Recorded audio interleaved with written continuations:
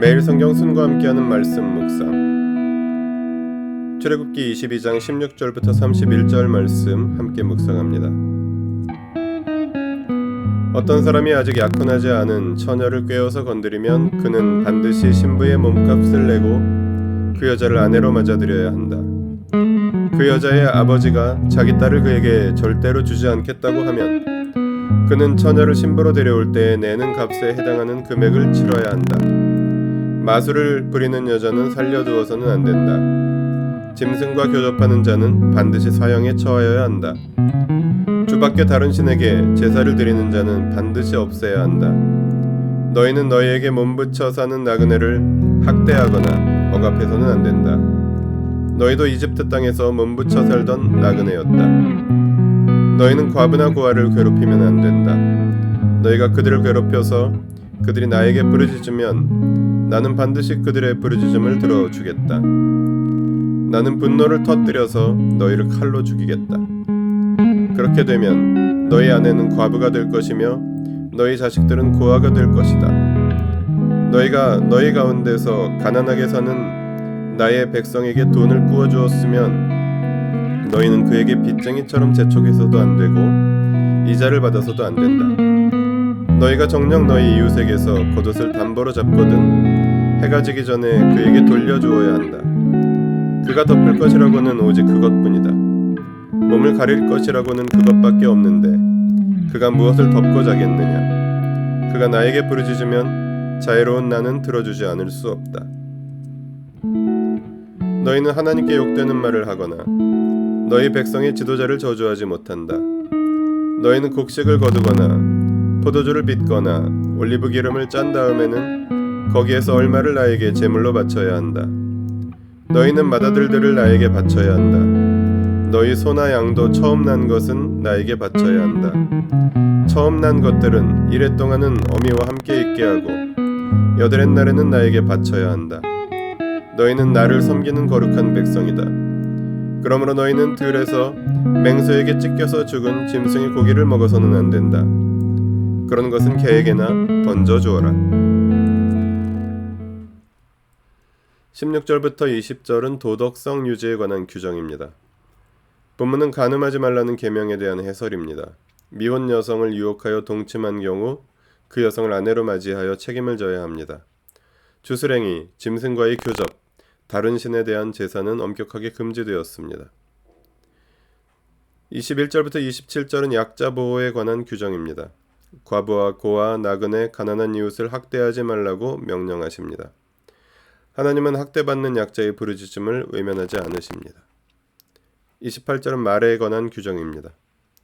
하나님과 백성의 지도자를 모욕하거나 저주하지 말라는 규정입니다. 29절부터 31절은 공동체의 거룩함에 관한 규정입니다. 첫 수확, 가축의 첫 출생을 하나님께 바쳐야 하며 짐승의 변사체를 먹지 말아야 합니다. 본문을 통해 무엇을 깨달을 수 있을까요? 공동체의 거룩함을 유지하기 위하여.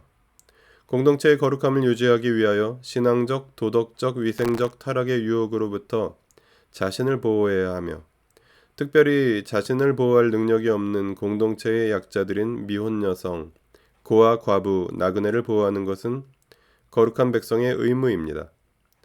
또한 이스라엘은 작물의 첫 수확과 가축의 첫 출생을 하나님께 바치며 자신들이 하나님의 첫 백성인 것을 기억해야 했습니다. 공동체의 거룩은 각자 알아서가 아니라 함께 기억하고 서로를 지켜주는 방식으로 유지됩니다. 한 사람의 실패는 그 자신만의 실패가 아니라 공동체 모두의 실패로 여겨졌습니다. 공동체의 거룩을 위한 연대의 정신은 교회에도 당연히 계승되어야 하는 불변의 진리입니다. 하나님 나라 백성은 공동체의 거룩함을 사랑으로 함께 지킵니다.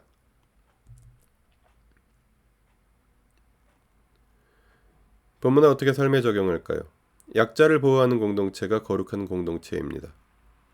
오늘 본문도 절반 이상의 내용이 자유로우신 하나님의 약자에 대한 각별한 관심을 보여줍니다. 심지어 21절에 의하면 이스라엘이 구원을 받은 것도 그들이 약자였기 때문입니다. 하나님 나라 공동체의 모든 발걸음에는 그런 하나님의 마음이 충실하게 담겨 있어야 합니다.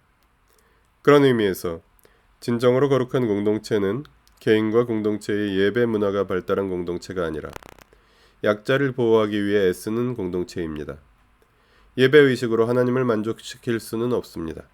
예배에 대한 강조는 거룩한 백성 자신의 정결을 위하여 계속되어야 하지만 하나님이 그보다 훨씬 더 중요하게 보시는 것은 약자를 보호하는 것입니다.